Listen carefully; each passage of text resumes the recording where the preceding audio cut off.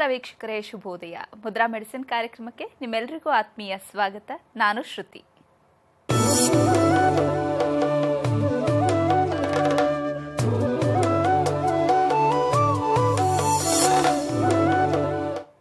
ಇವತ್ತಿನ ಮುದ್ರಾ ಮೆಡಿಸಿನ್ ಕಾರ್ಯಕ್ರಮವನ್ನು ನಡೆಸಿಕೊಡೋದಕ್ಕೆ ಮುದ್ರಾ ಬ್ರಹ್ಮ, ಮುದ್ರಾ ರತ್ನ, ಮುದ್ರಾ ಶಿರೋಮಣಿ ಗುರುಜಿ ಶ್ರೀ ಲಕ್ಷ್ಮೀ ಶ್ರೀನಿವಾಸ್ ರವರು ನಮ್ಮೊಂದಿಗಿದ್ದಾರೆ.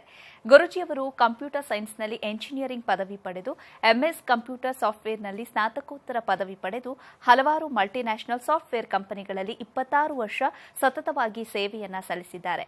ಗುರುಜಿಯವರು ವೇದ ವಿಜ್ಞಾನ, ಜ್ಯೋತಿಷ್ಯ ಶಾಸ್ತ್ರ ಹಾಗೂ ಪುರಾತನ ಮುದ್ರಾ ಮಂತ್ರ ಯಂತ್ರ ತಂತ್ರಶಾಸ್ತ್ರಗಳಲ್ಲಿ ಸಂಶೋಧನೆಯನ್ನ ನಡೆಸಿ ಔಷಧಿ ರಹಿತ ಜೀವನವನ್ನ ನಡೆಸೋದು ಹೇಗೆ ಹಾಗೂ ಮನೆಗೊಬ್ಬ ವೈದ್ಯನಾಗೋದು ಹೇಗೆ ಅಂತ ತಿಳಿಸಿಕೊಡ್ತಾ ಬಂದಿದ್ದಾರೆ. ಇದಲ್ಲದೆ ಭೂತ ಪ್ರೇತ ಮಾಟ ಮಂತ್ರ ತಂತ್ರಗಳ ಬಗ್ಗೆ ಸಂಶೋಧನೆಯನ್ನ ನಡೆಸಿ ಮನೆಗೊಬ್ಬ ಮಾಂತ್ರಿಕ ಮತ್ತು ತಾಂತ್ರಿಕನಾಗೋದು ಹೇಗೆ ಅಂತ ತಿಳಿಸಿಕೊಡ್ತಾ ಬಂದಿದ್ದಾರೆ. ಗುರುಜಿಯವರು ಹಲವಾರು ಪುಸ್ತಕಗಳನ್ನು ಬರೆದು ಸಮಾಜಕ್ಕೆ ಜ್ಞಾನಾರ್ಜನೆ ಮಾಡಿದ್ದಾರೆ. ಸಮಾಜದ ಹಿತಕ್ಕಾಗಿ ಬೆಂಗಳೂರಿನಿಂದ ಸುಮಾರು 40 ಕಿಲೋಮೀಟರ್ ದೂರದಲ್ಲಿ ಉಚಿತ ಅನಾಥಾಶ್ರಮ, ವೃದ್ಧಾಶ್ರಮ ಹಾಗೂ ಮುದ್ರಾ ಮಂತ್ರ ತಂತ್ರ ಸಂಶೋಧನಾ ಕೇಂದ್ರವನ್ನು ಸ್ಥಾಪನೆ ಮಾಡ್ತಾ ಇದ್ದಾರೆ. ಗುರುಜಿಯವರನ್ನ ನಿಮ್ಮೆಲ್ಲರ ಪರವಾಗಿ ಕಾರ್ಯಕ್ರಮಕ್ಕೆ ಸ್ವಾಗತಿಸ್ತಾ ಇದ್ದೇನೆ. ಗುರುಜಿ ನಮಸ್ಕಾರ, ಕಾರ್ಯಕ್ರಮಕ್ಕೆ ಸ್ವಾಗತ. ಆತ್ಮೀಯ ವೀಕ್ಷಕ ಬಾಂಧವರಿಗೆಲ್ಲ ನಮಸ್ಕಾರ. ಗುರುಜಿ, 2019 ಹೊಸ ವರ್ಷ ಶುರುವಾಗಿ ಇವತ್ತು 6ನೇ ತಾರೀಕು ಭಾನುವಾರ. ಈ ದಿನ ಮೊದಲ ಸೂರ್ಯಗ್ರಹಣ ಸಂಭವಿಸ್ತಾ ಇದೆ.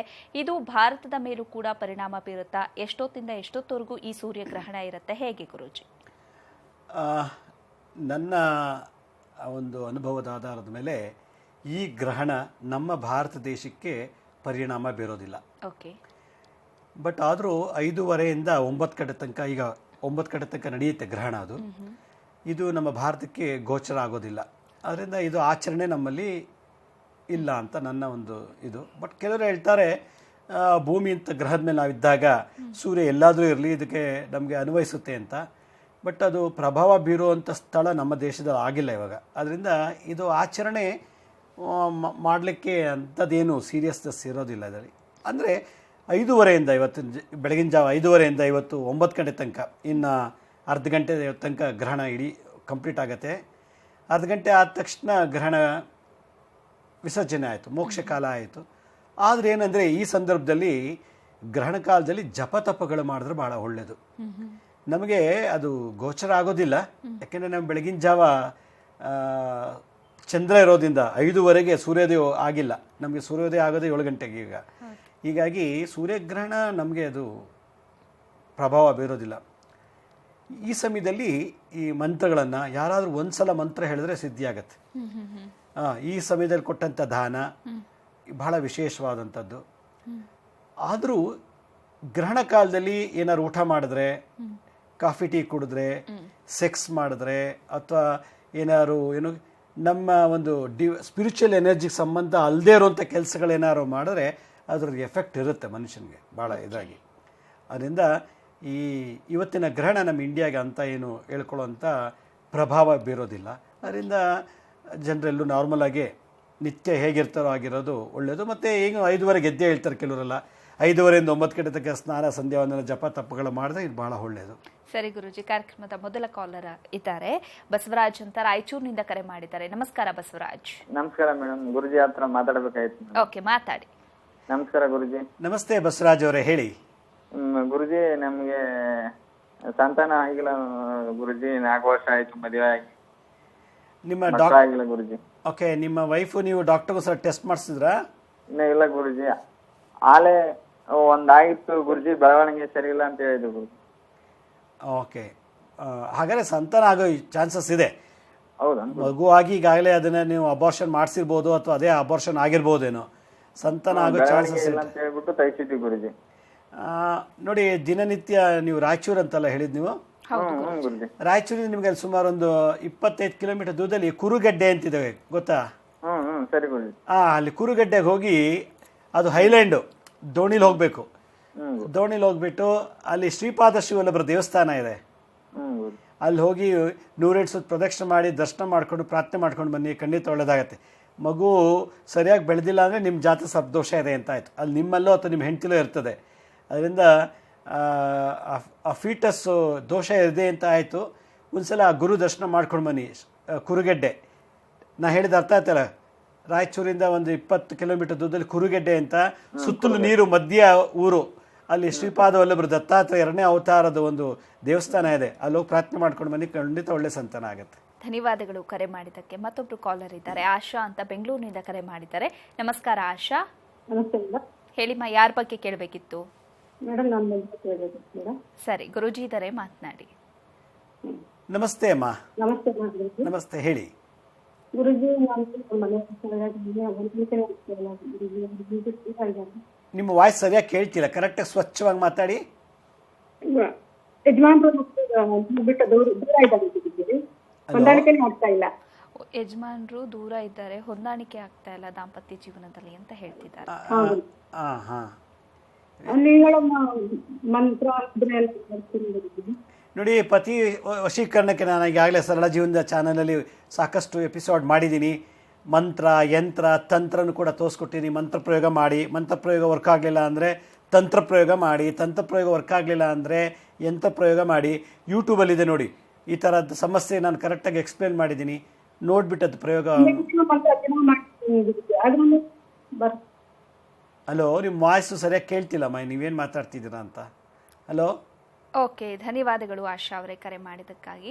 ಗುರುಜಿ, ನೀವು ನೆನ್ನೆಯ ಸಂಚಿಕೆಯಲ್ಲಿ ಪಾಪ ಹಾಗೆ ಶಾಪದ ಬಗ್ಗೆ ತಿಳಿಸ್ಕೊಡ್ತಾ ಇದ್ರಿ. ಶಾಪ ಇದ್ದಂಥ ಸಂದರ್ಭದಲ್ಲಿ ಅದನ್ನು ಪರಿಹಾರ ಮಾಡ್ಕೊಳ್ಳೋದಕ್ಕೆ ಆಗೋದಿಲ್ಲ ಅಂತ ಹೇಳ್ತಾ ಇದ್ರಿ. ಶಾಪ ಇದ್ದಂಥ ಸಂದರ್ಭದಲ್ಲಿ ಅಂದರೆ ನಮ್ಮ ಜಾತಕದಲ್ಲಾಗಿರ್ಬೋದು, ನಮಗಾಗಿರ್ಬೋದು, ಅಥವಾ ಪೂರ್ವಜರಿಂದ ಬಂದಂತಹ ಶಾಪದ ಫಲಗಳಾಗಿರ್ಬೋದು, ಅದು ಹೇಗೆ ಕಾಡುತ್ತೆ ನಮ್ಮನ್ನು? ಮೊದಲು ನಮ್ಮ ಗೋತ್ರಕ್ಕೆ, ನಮ್ಮ ವಂಶಕ್ಕೆ ಯಾವ ಜಾತಿ ಶಾಪ ಇದೆ ಅಂತ. ಸ್ತ್ರೀ ಶಾಪ ಇದೆಯಾ, ಪುರುಷ ಶಾಪ ಇದೆಯಾ, ಬ್ರಾಹ್ಮಣ, ಕ್ಷತ್ರಿಯ, ವೈಶ್ಯ, ಶೂದ್ರ, ಪಶು ಪಕ್ಷಿಗಳು ಹೊಡೆದಾಕಿರ್ತಾರೆ, ಪ್ರಾಣಿಗಳು ಹೊಡೆದಿರ್ತಾರೆ, ಸಾಯಿಸಿರ್ತಾರೆ, ಸರ್ಪಶಾಪ ಇರ್ಬೋದು, ಗುರು ಬೈದಿದ್ರೆ, ಗುರು ಬಗ್ಗೆ ಅಪಪ್ರಚಾರ ಮಾಡಿದರೆ, ಗುರು ಬಗ್ಗೆ ಕೆಟ್ಟ ಮಾತಾಡಿದ್ರೆ, ಗುರು ಶಾಪ ಬಂದರೆ ಆ ಫ್ಯಾಮಿಲಿ ಯಾರೂ ಎಜುಕೇಷನ್ನೇ ಮಾಡೋಕ್ಕಾಗಲ್ಲ. ಹಾವು ಹೊಡೆದಾಕ್ಬಿಟ್ಟಿದ್ರೆ ಅಥವಾ ಹೊಡೆದಿದ್ರೆ ಅವ್ರಿಗೆ ಸ್ವಂತ ಮನೆಯೇ ಮಾಡ್ಕೊಳಕ್ಕಾಗಲ್ಲ. ಇವತ್ತು ನನ್ನ ಮನೆ ಹಾಳು ಮಾಡಿದ್ಯಾ, ಹೊಡೆದಾಕಿದ್ಯಾ ಅಂಥೇಳಿ ಆ ಮನೆ ಆ ಫ್ಯಾಮಿಲಿಯವ್ರಿಗೆ ಲೀಸು ಇಲ್ಲ ರೆಂಟೆಡ್ ಹೌಸಲ್ಲೇ ವಾಸ ಮಾಡಬೇಕಾಗಿ ಬಂದುಬಿಡುತ್ತೆ. ಲೀಸಲ್ಲಿ ವಾಸ ಮಾಡಬೇಕು, ಇಲ್ಲ ಬಾಡಿಗೆ ಮನೇಲಿ ವಾಸ ಮಾಡಬೇಕು. ಈ ಥರ ಶಾಪಗಳನ್ನು ಪತ್ತೆ ಹಚ್ಚಬೇಕು. ಪತ್ತೆ ಹಚ್ಚಿ ಆಮೇಲೆ ಅದು ಪರಿಹಾರ ಮಾಡಬೇಕು. ಈಗ ನಮ್ಮ ಬ್ಲಡ್ಡಲ್ಲಿ, ನಮ್ಮ DNA ಒಳಗೆ, ನಮ್ಮ ಜೀನ್ಸಲ್ಲಿ, ನಮ್ಮ ಜೆನೆಟಿಕ್ಸಲ್ಲಿ ಯಾವ ಶಾಪ ಇದೆ ಅಂತ ಪತ್ತೆ ಹಚ್ಚೋಕ್ಕೆ ಅದಕ್ಕೊಂದು ಒಳ್ಳೆ ಟ್ಯಾಲೆಂಟ್ ಇರಬೇಕು. ಆ ಶಾಪ ಪತ್ತೆ ಹಚ್ಚಿ ಆಮೇಲೆ ಅದನ್ನು ನಾವು ಪರಿಹಾರ ಮಾಡ್ಕೊಳ್ಳೋಕ್ಕೆ ಪ್ರಯತ್ನ ಪಡಬೇಕು. ಶಾಪ ಪರಿಹಾರ ಮಾಡಿದ್ರೂ ಹೋಗಲ್ಲ, ಏನಂದರೆ ಟೆಂಪ್ರವರಿ ಒಂದು ರಿಲೀಫ್ ಸಿಗುತ್ತೆ ಅಷ್ಟೆ, ಒಂದು ರಿಲೀಫ್ ಸಿಗುತ್ತೆ. ಅದು ಬಿಟ್ಟರೆ ಬೇರೆ ಏನು ಅಲ್ಟಿಮೇಟಾಗಿ ಅನುಭವಿಸೋಕ್ಕೆ ಉಡ್ಬೇಕು. ಶಾಪ ತೊಗೊಂಡ್ಮೇಲೆ ಅನುಭವಿಸೇ ಸಾಯಬೇಕು. ಅದನ್ನು ಎಸ್ಕೇಪ್ ಮಾಡ್ಕೊಳ್ಳೋಕೆ ಸಾಧ್ಯ ಇಲ್ಲ ನನ್ನ ಅನುಭವ ಪ್ರಕಾರ. ಬೇರೆಯವ್ರು ಹೇಳ್ತಾರೆ ಆ ದಾನ ಮಾಡಿ, ಈ ದಾನ ಮಾಡಿ ಅಂತ. ದಾನ ಮಾಡಿದ್ರೆ ಆ ಟೈಮಲ್ಲಿ ಸ್ವಲ್ಪ ರಿಲೀಫ್ ಕೊಡುತ್ತೆ ಅಷ್ಟೇ. ಬಟ್ ನೆಕ್ಸ್ಟ್ ಜನ್ರೇಷನ್ವ್ರಿಗೆ ಅದು ಕಟ್ಟಿಟ್ಟ ಬುತ್ತಿ ಅನುಭವಿಸಲೇಬೇಕು. ಸರಿ ಗುರುಜಿ, ಕಾರ್ಯಕ್ರಮದಲ್ಲಿ ಮಾತಾಡೋಕ್ಕೆ ಸಾಕಷ್ಟು ಜನ ಕಾಲರ್ಸ್ ಕೂಡ ಕಾಯ್ತಾ ಇದ್ದಾರೆ. ವೀಕ್ಷಕರೇ, ಅದಕ್ಕೂ ಮುನ್ನ ಪುಟ್ಟ ವಿರಾಮ.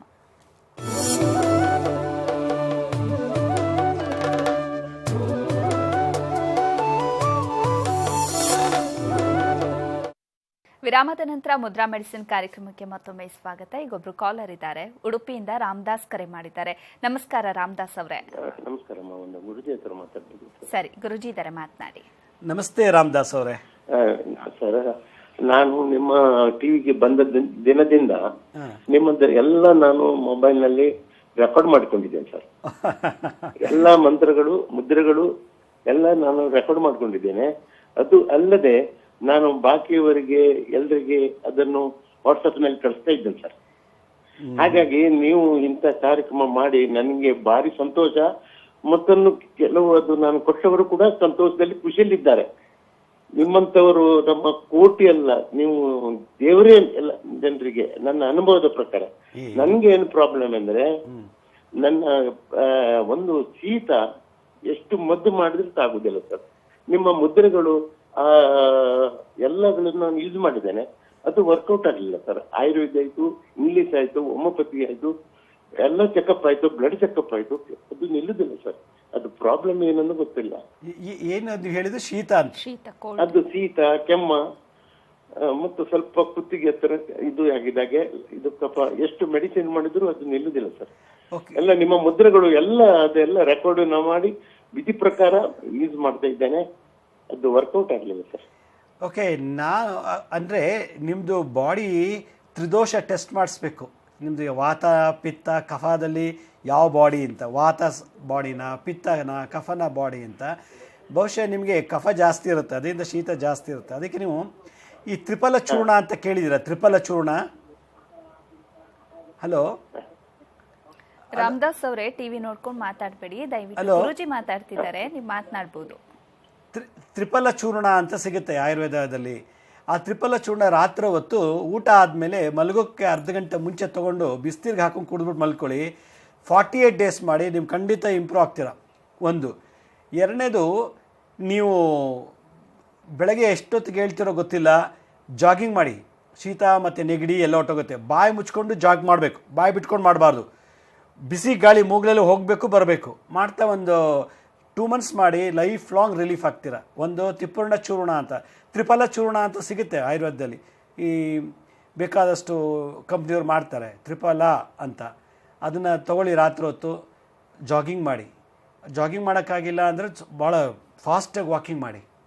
ಓಕೆ, ಧನ್ಯವಾದಗಳು ಕರೆ ಮಾಡಿದ್ದಕ್ಕೆ. ಮತ್ತೊಬ್ರು ಕಾಲರ್ ಇದ್ದಾರೆ, ಸುಜಾತ ಅಂತ, ಬೆಂಗಳೂರಿನಿಂದ ಕರೆ ಮಾಡಿದ್ದಾರೆ. ನಮಸ್ಕಾರ ಸುಜಾತ. ನಮಸ್ತೆ ಮೇಡಮ್. ಹೇಳಿಮ್ಮ, ಯಾರ ಬಗ್ಗೆ ಕೇಳಬೇಕಿತ್ತು? ಮಗು ಬಗ್ಗೆ ಕೇಳಬೇಕಿತ್ತು ಮೇಡಮ್. ಸರಿ, ಗುರುಜಿ ಇದ್ದಾರೆ, ಮಾತನಾಡಿ. ನಮಸ್ತೆ ಅಮ್ಮ, ಮಾತಾಡಿ, ಹೇಳಿ. ತುಂಬಾ ಸಂತೋಷ ಸರ್. ಭಾಳ ಸಂತೋಷ, ಹೇಳಿ. ಸರ್, ನಿಮ್ ಕಾರ್ಯಕ್ರಮ ಎಲ್ಲ ನೋಡ್ತಾ ಇರ್ತೀವಿ. ಮುದ್ರಾ ಮೆಡಿಸಿನ್ ಆಲ್ಮೋಸ್ಟ್ ಒಂದು 5-6 years ಇಂದ ಫಾಲೋ ಮಾಡ್ತಾ ಇದ್ದೀವಿ. ಭಾಳ ಸಂತೋಷ. ಫಸ್ಟ್ ನನ್ಗೆ ಮಗು ಇರ್ಲಿಲ್ಲ, ನೀವು ಒಂದು ಮುದ್ರೆ ಹೇಳಿದ್ರಿ, ಅಬಾರ್ಷನ್ ಆಗ್ತಾ ಇತ್ತು, ಮಾಡಿದ್ವಿ, ಆಯ್ತು. ಬಟ್ ಈಗ ಅವನಿಗೆ ಆಟಿಸಮ್ ಅಂತ ಹೇಳಿದ್ದಾರೆ. ಸೊ ಅದು ಸ್ವಲ್ಪ ಭಯ ಸರ್. ಹೇಳಿದ್ದೆ ಹೇಳ್ತಿರ್ತಾನೆ. 4 years ಈಗ ಅವನಿಗೆ. ಆಟಿಸಮ್ ಅಂತ ಮಕ್ಕಳಿಗೆ ಬರುತ್ತೆ ಕೆಲವರಿಗೆ, ಸರ್ಪದೋಷ ಇದ್ದರೆ. ನಿಮ್ಮ ಗಂಡನ ಜಾತಕದಲ್ಲಿ ಸರ್ಪದೋಷ ಇದ್ದರೆ ಮಕ್ಕಳಿಗೆ ಆಟಿಸಮ್ ಅಂತ ಬರುತ್ತೆ. ಅದು ಕೆಲವರಿಗೆ 7 ವರ್ಷ ತನಕ ಅಥವಾ 11 ವರ್ಷ ತನಕ ಕೆಲವರಿಗೆ ಅದು ಕಾಣಿಸುತ್ತೆ ಆಟಿಸಮ್ ಅಂತ. ತುಂಬ ಓವರ್ ಹೈಪರ್ ಆಕ್ಟಿವಿಟಿ ಮಾಡ್ತಾರೆ, ಕೂರದ ಕಡೆ ಕೂರಲ್ಲ, ನಿಂತಿದ್ದ ಕಡೆ ನಿಲ್ಲಲ್ಲ, ಸಿಕ್ಕಾಬಟ್ಟೆ ಹೊಡೆದಾಕೋದು, ಬಿಸಾಕೋದು, ಮತ್ತು ತುಂಬ ಕಷ್ಟ ಕಂಟ್ರೋಲ್ ಮಾಡೋದು ಮಕ್ಕಳನ್ನ ಆಟಿಸಮ್ ಕೇಸ್ ಆಯಿತು ಅಂದರೆ. ಅದಕ್ಕೆ ನೀವು ಬೆಂಗಳೂರೆಲ್ಲ ಹೇಳಿದ್ನು. ಹೌದು ಗುರುಜಿ. ಘಾಟಿ ಸುಬ್ರಹ್ಮಣ್ಯಕ್ಕೆ ತಿಂಗಳಿಗೊಂದ್ಸಲ ಕರ್ಕೊಂಡೋಗಿ ಆ ಹುಡುಗನ್ನ. ಘಾಟಿ ಸುಬ್ರಹ್ಮಣ್ಯ, ಮಗು ಚಿಕ್ಕದು, ಆ ಮಗುಗೆ ಮುದ್ರೆ ಮಾಡ್ಸೋಕ್ಕಾಗಲ್ಲ, ಮಂತ್ರ ಹೇಳ್ಸೋಕ್ಕಾಗಲ್ಲ. ಘಾಟಿ ಸುಬ್ರಹ್ಮಣ್ಯ ಕರ್ಕೊಂಡೋಗಿ ಆ ಮಗುವನ್ನು ಇಟ್ಕೊಂಡು 108 ಸುತ್ತು ಪ್ರದಕ್ಷಿಣೆ ಮಾಡಿಸಿ. ಧನ್ಯವಾದಗಳು ಮಾ ಕರೆ ಮಾಡಿದ್ದಕ್ಕೆ. ಮತ್ತೊಬ್ರು ಕಾಲರ್ ಇದ್ದಾರೆ, ಗೀತಾ ಅಂತ, ಹೊಸಪೇಟೆಯಿಂದ ಕರೆ ಮಾಡಿದ್ದಾರೆ. ನಮಸ್ಕಾರ ಗೀತಾ. ಹೌದು ಮೇಡಮ್. ಗೀತಾ ಅವರೇ, ಹೇಳಿ, ಯಾರ ಬಗ್ಗೆ ಕೇಳಬೇಕಿತ್ತು? ನನ್ನ ಮಗ ಸಂದೀಪ್ ಅಂತ ಅವನ ಬಗ್ಗೆ ಕೇಳಬೇಕಾಗಿತ್ತು ಮೇಡಮ್. ಓಕೆ, ಗುರುಜಿ ಇದ್ದಾರೆ, ಮಾತನಾಡಿಮ್ಮ. ನಮಸ್ತೆ ಅಮ್ಮಮ್ಮ, ಹೇಳಿ. ನಮಸ್ತೆ ಗುರುಜಿ. ನಮಸ್ತೆ ಮೇಡಮ್, ನನ್ನ ಮಗನ ಬಗ್ಗೆ ಕೇಳಬೇಕು. ಮಾತಾಡಿ. ನೀವು ಏನ್ ಸಮಸ್ಯೆ ಹೇಳಿ, ನಿಮ್ಮ ಮಗಂದ ಏನ್ ಸಮಸ್ಯೆ ಹೇಳಿ. ಮಗನ್ಗೆ ತುಂಬಾ ತೊಂದರೆ ಇದೆ ಗುರುಜಿ. ಅವನ್ಗೆ ಇಂಜಿನಿಯರಿಂಗ್ ಮಾಡಿದ್ದಾನೆ, ಎಲ್ಲೂ ಕೆಲಸ ಆಗ್ತಾ ಇಲ್ಲ. ಹಲೋ, ಅವನಿಗೆ ಇಂಜಿನಿಯರಿಂಗ್ ಮಾಡಿದ್ದಾನೆ ಗುರುಜಿ. ಅವನು ಟಿವಿ ವಾಲ್ಯೂಮ್ ನ ಕಂಪ್ಲೀಟ್ ಆಗಿ ಮ್ಯೂಟ್ ಮಾಡಿ ಮಾತಾಡ್ಬೇಕು, ಇಲ್ಲಾಂದ್ರೆ ಕಾಲ್ ಕಟ್ ಆಗತ್ತೆ. ಗೀತಾ, ಇಂಜಿನಿಯರಿಂಗ್ ಮಾಡಿದ್ದಾನೆ ಗುರುಜಿ ಅವನು.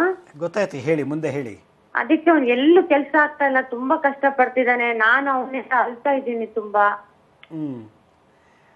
ಏನು ನಕ್ಷತ್ರ ರಾಶಿ ಗೊತ್ತಾ ಒಂದು? ಅವನದು ರಾಶಿ ಇದು, ಅವ್ನ ಡೇಟ್ ಆಫ್ ಬರ್ತ್ ಹೇಳ್ತೀನಿ ಗುರುಜಿ. ಅಲ್ಲ, ಈಗ ಡೇಟ್ ಆಫ್ ಬರ್ತ್ ಕೊಟ್ರೆ ನನಗೆ ಪತ್ತೆ ಹಚ್ಚಕ್ಕೆ ಕುಂಭರಾಶಿ ಗುರುಜಿ ಅವನದು. ಕುಂಭರಾಶಿ. ಓಕೆ. ನೀವು ಹುಲಿಗೆ ಮಾರಮ್ಮ ದೇವಸ್ಥಾನ ಗೊತ್ತಾ ನಿಮ್ಮ ಹೊಸಪೇಟೆಯಲ್ಲಿ? ಹುಲಿಗೆ ಮಾರಮ್ಮ ದೇವಸ್ಥಾನಕ್ಕೆ ಹೋಗಿದ್ದಾನೆ ಗುರುಜಿ. ವಾರ ವಾರ ಹೋಗ್ತಿದ್ದ. ಅವನು ಇವಾಗ ಬೆಂಗಳೂರಲ್ಲಿ ಇದ್ದಾನೆ. ಬೆಂಗಳೂರಿನಲ್ಲಿದ್ದಾರಾ? ಓಕೆ. ಬೆಂಗಳೂರಿನಲ್ಲಿ ಎಲ್ಲಿದ್ದಾರೆ ಅವರು? ಅದು ಯಾವ್ದೋ ಊರಲ್ಲಿ, ಅಲ್ಲೇ ಅವನು ಸಣ್ಣ ಫ್ಯಾಕ್ಟ್ರಿಯಲ್ಲಿ ಒಂದು 10,000 ರೂಪಾಯಿ ಕೆಲಸ ಮಾಡ್ತಿದ್ದಾನೆ. ಇಂಜಿನಿಯರಿಂಗ್ ಹೋಗ್ತಿದ್ದಾನೆ ಗುರುಜಿ ಅವನು. ಓಕೆ. ಅವನಿಗೆ ಇಲ್ಲಿ ಹೊಸಪೇಟೆಯಲ್ಲಿ ಎಲ್ಲಾದ್ರೂ ಜಿಂದಾಲ್ ಫ್ಯಾಕ್ಟ್ರಿ ಅಂತ ಎಲ್ಲಾದ್ರೂ ಕೆಲಸ ಆಗತ್ತಾ ಅಂತ ಕೇಳೋಣ ಅಂತ ಮಾಡಿದೆ ಗುರುಜಿ. ಆ ಹುಲಿಗೆ ಮಾರಮ್ಮನಿಗೆ ಹೋಗಿ 108 ಸುತ್ತು ಪ್ರದಕ್ಷಿಣೆ ಮಾಡಿ ತುಲಾಭಾರ ಮಾಡಿಸಿ, ಖಂಡಿತ ಸಿಗುತ್ತೆ. ಹುಲಿಗೆ ಮಾರಮ್ಮ ದೇವಸ್ಥಾನಕ್ಕೆ ಹೋಗಿ 108 ಪ್ರದಕ್ಷಿಣೆ ಮಾಡಿ. ಇಲ್ಲ ಅಂದರೆ ಅಂಗವಿಕಲ ಮಕ್ಕಳಿಗೆ ಊಟ ಹಾಕಿ, ಅಂಗವಿಕಲ ಮಕ್ಕಳಿಗೆ ಊಟ ಹಾಕಕ್ಕೆ ಕೇಳಿ ನಿಮ್ಮ ಮಗನಿಗೆ. ಕಣ್ಣು ಕೈ ಕಾಲು ಇಲ್ಲ ಅಂಥವ್ರಿಗೆ, ಆ ಮಕ್ಕಳಿಗೆ ಅಥವಾ ದೊಡ್ಡವ್ರಿಗೆ ಊಟ ಹಾಕಿ, ಅವ್ರು ಊಟ ಮಾಡಿದ ಎಂಜಲಿಗೆ ನಮಸ್ಕಾರ ಮಾಡಿ ಎತ್ತ ಹಾಕಕ್ಕೆ ಕೇಳಿ, ಖಂಡಿತ ಬೇಗ ಸಿಗುತ್ತೆ. ಮತ್ತು ಓಂ ಕ್ಲೈಂ ಪದ್ಮಾವತಿಯೇ ನಮಃ, ಓಂ ಕ್ಲೈಂ ಪದ್ಮಾವತಿಯೇ ನಮಃ, ಓಂ ಕ್ಲೈಂ ಪದ್ಮಾವತಿಯೇ ನಮಃ ಅನ್ನೋ ಮಂತ್ರನ ಹೇಳ್ತಾ ಅಂಗವಿಕಲರಿಗೆ ಸೇವೆ ಮಾಡಿದ್ರೆ ಖಂಡಿತ ಬೇಗ ಅವನು ಏನು ಅಂದ್ಕೊಂಡಿದ್ದಾನೋ ಅದೇ ಥರ ಕೆಲಸ ಸಿಗುತ್ತೆ. ಧನ್ಯವಾದಗಳು ಗೀತಾ ಕರೆ ಮಾಡಿದ್ದಕ್ಕೆ. ವೀಕ್ಷಕರೇ, ನೀವು ಕೂಡ ಕರೆ ಮಾಡಿ ಗುರೂಜಿಯವ್ರ ಜೊತೆ ಮಾತನಾಡಬಹುದು ಪುಟ್ಟ ವಿರಾಮದ ನಂತರ.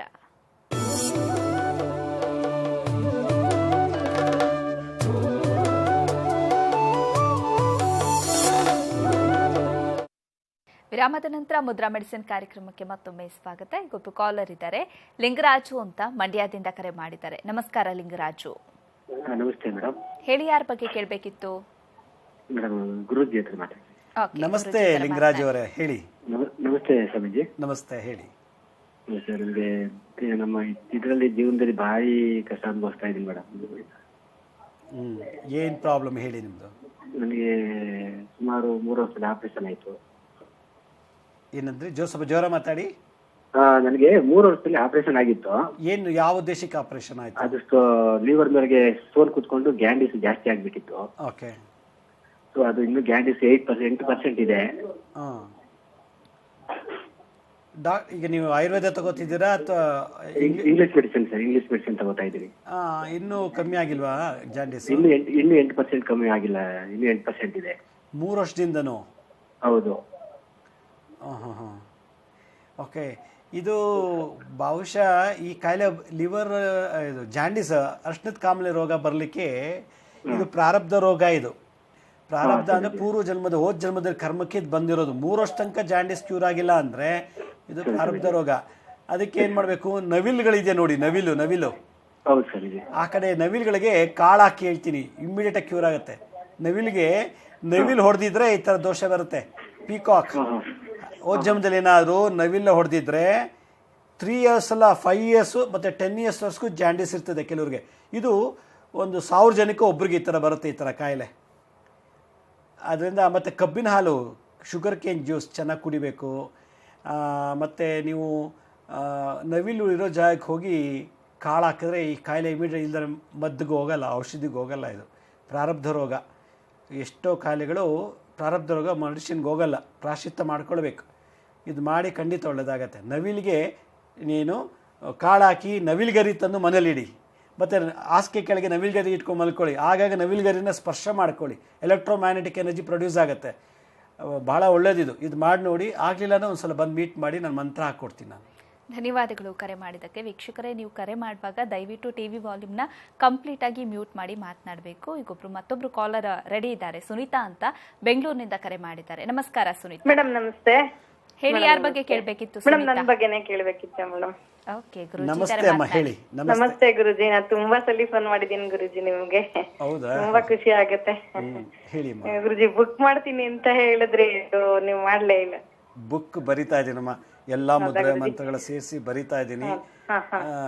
ಒಂದು ಅತಿ ಶೀಘ್ರದಲ್ಲೇ ರಿಲೀಸ್ ಮಾಡ್ತೀನಮ್ಮ. ಹೌದಾ ಗುರುಜಿ?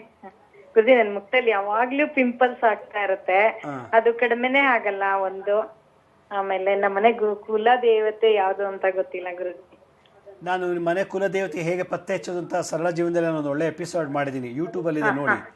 ಮತ್ತೆ ಬೆಳಗ್ಗೆ ಎದ್ದ ತಕ್ಷಣ, ಹಾಸಿಗೆಯಿಂದ ಎದ್ದ ತಕ್ಷಣ ಬೆಳಗ್ಗೆ ಅಂಗೈ ಮೇಲೆ ನಿಮ್ಮ ಉಗುಳು ಎಂಜಿನ್ ಹಾಕೊಂಬಿಡಿ. ಬೆಳಗ್ಗೆ ಹಾಸಿಗೆಯಿಂದ ಎದ್ದ ತಕ್ಷಣ ಬಾಯಿ ತೊಳಿಬಾರ್ದು, ಹಲ್ಲು ಉಜ್ಜಬಾರ್ದು, ಏನು ಮಾಡಬಾರ್ದು. ಎದ್ದ ತಕ್ಷಣ ಉಗುಳನ್ನ ಹಾಕೊಂಡು ಎಲ್ಲೆಲ್ಲಿ ಪಿಂಪಲ್ಸ್ ಇದೆಯೋ ಅಲ್ಲೆಲ್ಲ ಆ ಎಂಜಿನಲ್ಲಿ ಮಸಾಜ್ ಮಾಡಿ. ಆ ಥರದ್ದು 1 week ಮಾಡಿ, ಖಂಡಿತ ಹೊರಟೋಗುತ್ತೆ. ಇಲ್ಲ ಮಾಡಿದ್ರೆ ಗುರುಜಿ ಅದು ಎಲ್ಲ ಬ್ಲಾಕ್ ಆಗ್ಬಿಡತ್ತೆ, ಎಲ್ಲ ಕ್ಯೂ ತುಂಬಿಕೊಂಡು ಬ್ಲಾಕ್ ಆಗ್ಬಿಡತ್ತೆ ಗುರುಜಿ. ಮುಖ ಎಲ್ಲ ಫುಲ್ ಹಂಗೆ ಆಗ್ಬಿಡುತ್ತೆ. ಅಯ್ಯೋ, ತುಂಬಾ ಒಂದು ಹೋಗೋದಲ್ಲೇ ಎಲ್ಲ ಕಪ್ಪಗೆ ಆಗ್ಬಿಡತ್ತೆ ಫುಲ್. ಇಲ್ಲ, ನೀವು ಆ ಎಂಜಿಲ್ ತಗೊಳ್ಳಿ, ನೀಟಾಗಿ ಅದ್ರ ಮೇಲೆ ಹಾಕಿ ಸ್ವಲ್ಪ ಮಸಾಜ್ ಮಾಡಿ, ಮಾಡ್ತಾ ಬನ್ನಿ, ಹೋಗುತ್ತೆ, ಏನಾಗೋದಿಲ್ಲ. ಆಮೇಲೆ ರಾತ್ರಿ ಹೊತ್ತು ಮಲ್ಕೊಳ್ಬೇಕಾದ್ರೆ ಸ್ವಲ್ಪ ಹಾಲಿನ ಕೆನೆ ಹಚ್ಬಿಡಿ. ಅವಾಗೇನಾಯ್ತಾ ಬ್ಲ್ಯಾಕ್ ಕಲರ್ ಹೊಟ್ಟೋಗುತ್ತೆ ಮಾರ್ಕ್. ಓಕೆ, ಧನ್ಯವಾದಗಳು ಸುನೀತಾ ಅವರೇ ಕರೆ ಮಾಡಿದ್ದಕ್ಕೆ. ಗುರುಜಿ, ನೀವು ಹೇಳ್ತಾ ಇದ್ರಿ ಶಾಪ ಇತ್ತು ಅಂತ ಅಂದರೆ ಅದನ್ನು ದಾನ ಧರ್ಮ ಮಾಡಿ ಅಂತ ಕೆಲವರು ಹೇಳ್ತಾರೆ. ಆದರೂ ಕೂಡ ಪೂರ್ಣವಾಗಿ ಅದು ಶಾಪ ಹೋಗೋದಿಲ್ಲ, ಶಾಪ ಇದ್ದೇ ಇರುತ್ತೆ. ಏನು ಆ ಕ್ಷಣಕ್ಕೆ ಮಾತ್ರ ಅದೇನೋ ರಿಲೀಫ್ ಅಂತ ಅನಿಸ್ಬೋದು ಅಂತ. ಹಾಗಾದರೆ ಶಾಪವನ್ನು ಸಂಪೂರ್ಣವಾಗಿ ಹೋಗ್ಲಾಡಿಸ್ಕೊಳ್ಳೋಕ್ಕೆ ಆಗೋದೇ ಇಲ್ವಾ? ಆಗುತ್ತೆ ಅನ್ನೋದಾದರೆ ಅವ್ರು ಯಾವ ರೀತಿ ಪರಿಹಾರವನ್ನು ಮಾಡ್ಕೊಳ್ಬೇಕಾಗತ್ತೆ? ನೋಡಿ, ಶಾಪ ನಾನು ಜನರಲ್ ಆಗಿ ಹೇಳ್ತಾ ಇದ್ದೀನಿ, ಶಾಪಕ್ಕೆ ಮಾತ್ರ ಪರಿಹಾರ ಇಲ್ಲ ನನ್ನ ಪ್ರಕಾರ. ಆಯಾ ಇಯರ್, ಆಯಾ ವರ್ಷದಲ್ಲಿ, ಆಯಾ ಸಂದರ್ಭ ತಕ್ಕಂತೆ ಯಾವ ಶಾಪ ನಮ್ಮ ಜಾತಕದಲ್ಲಿದೆ. ಪಿತೃಶಾಪ ಇದೆಯಾ, ಸ್ತ್ರೀ ಶಾಪ, ಪುರುಷ ಶಾಪ, ಬ್ರಾಹ್ಮಣ, ಕ್ಷತ್ರಿಯ, ವೈಶ್ಯ, ಶೂದ್ರ, ಮತ್ತು ದೇವತಾ ಶಾಪ, ಗ್ರಾಮ ದೇವತೆಯದು, ಕುಲದೇವತೆಯದು, ಬೇಕಾದಷ್ಟು ವಿಧವಾ ಸ್ತ್ರೀ ಶಾಪ, ಸ್ತ್ರೀಯರಲ್ಲಿ ಬೇಕಾದಷ್ಟು ವೆರೈಟಿ ಶಾಪಗಳು ಬರ್ತದೆ. ಮದುವೆ ಆಗಿಲ್ದಿರೋ ಹುಡುಗಿ, ಮದುವೆ ಆಗಿರೋದು, ವಿಧವಾ ಸ್ತ್ರೀ ಶಾಪ, ಆಮೇಲೆ ಮುತ್ತೈದೆ ಶಾಪ, ವೈಶ್ಯವಾಟಿಕೆ ಮಾಡೋ ಸ್ತ್ರೀ ಶಾಪ, ಹೀಗೆ ಹಲವಾರು ಶಾಪಗಳಿದೆ. ಪುರುಷರಲ್ಲೂ ಬೇಕಾದಷ್ಟು ಶಾಪಗಳಿದೆ. ಯಾವ ವೆರೈಟಿ ಶಾಪ ನನ್ನ ಬ್ಲಡ್ಡಲ್ಲಿದೆ, ನನ್ನ DNA ಇದೆ, ಅದು ಪತ್ತೆ ಹಚ್ಚಬೇಕು. ಒಂದು ನಮ್ಮ ಜಾತಕ ಕುಂಡ್ಲಿನಲ್ಲಿ ಫಸ್ಟ್ ಹೌಸು ಲಗ್ನ ಈ ಜನ್ಮದ ಸೂಚನೆ ಕೊಡುತ್ತೆ, ಈ ಜನ್ಮದಲ್ಲಿ ಏನಾಗಿದೆ, ಏನಿದ್ದೀವಿ ಅಂತ. ಎರಡನೇ ಮನೆ ಲಗ್ನದಿಂದ ಎರಡನೇ ಹೌಸು, ನೆಕ್ಸ್ಟ್ ಬರ್ತ್ ಎಲ್ಲುಡ್ತೀವಿ, ಏನು ಶಾಪಕ್ಕೆ ನಾವು ಗುರಿಯಾಗಿರ್ತೀವಿ ಅಂತ ಕರೆಕ್ಟಾಗಿ ಅನಲೈಸ್ ಮಾಡ್ಬೋದು. ಮತ್ತು 12th ಹೌಸು, ನಮ್ಮ ಹಾರೋಸ್ಕೋಪಲ್ಲಿ 12th ಹೌಸಲ್ಲಿ ಪಾಸ್ಟ್ ಬರ್ತ್ ಗೊತ್ತಾಗುತ್ತೆ, ಅದ್ರಲ್ಲಿ ಪತ್ತೆ ಹಚ್ಚಬೇಕು ಈ ಶಾಪಗಳೆಲ್ಲ. ಅದರಿಂದ ಶಾಪಕ್ಕೆ ನೀವೇನೇ ಮಾಡಿದ್ರೂ ಹೋಗಲ್ಲ, ಅದಕ್ಕಾಗಿ ಹುಟ್ಟಿರ್ತೀವಿ ನಾವು, ಅದಕ್ಕಾಗೆ ರೀಬರ್ತ್ ಆಗಿರುತ್ತೆ.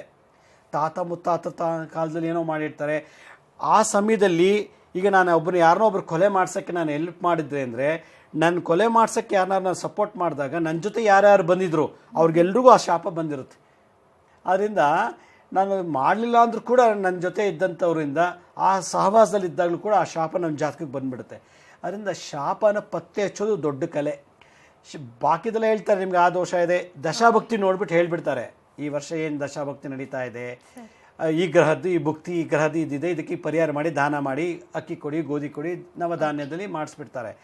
ಆದರೆ ಶಾಪನ ಮೂಲ ಪತ್ತೆ ಹಚ್ಚಬೇಕು. ಪತ್ತೆ ಹಚ್ಚಿದಾಗ ಆ ಪತ್ತೆ ಹಚ್ಚಿದ ನಂತರ ಆ ಶಾಪಕ್ಕೆ ಗುರಿಯಾಗಿ ಮತ್ತೆ ರೀಬರ್ತ್ ಆಗಿರ್ತಾರೆ, ಅಂಥವ್ರಿಗೆ ಹುಟ್ಟಿರ್ತಾರೆ, ಅಂಥವ್ರಿಗೆ ನಾವು ಕನೆಕ್ಟ್ ಆಗಬೇಕು. ಯಾವ ರೀತಿ ಕನೆಕ್ಟ್ ಆಗಬೇಕು ಅನ್ನೋದನ್ನು ಭಾಳ ಕೆಲವು ಟೆಕ್ನಿಕ್ಸ್ಗಳಿವೆ. ಈಗ ಹೋದ ಜನ್ಮ ನಾನು ನಿಮ್ಮನ್ನು ಸಾಯಿಸಿತ್ತಂದರೆ ಈ ಜನ್ಮ ನೀವು ಹುಟ್ಟಿರ್ತೀರ, ನಾನು ಹುಟ್ಟಿರ್ತೀನಿ, ಎಲ್ಲೋ ನಿಮಗೂ ಕನೆಕ್ಟ್ ಆಗುತ್ತೆ. ಅದನ್ನು ಪತ್ತೆ ಹಚ್ಬೋದು ಹೆಂಗೆ ಅಂತ, ಅದನ್ನು ಪತ್ತೆ ಹಚ್ಚಿ ಆಮೇಲೆ ಅದಕ್ಕೆ ದೋಷ ಪರಿಹಾರ ಮಾಡ್ಕೊಳ್ಬೇಕು.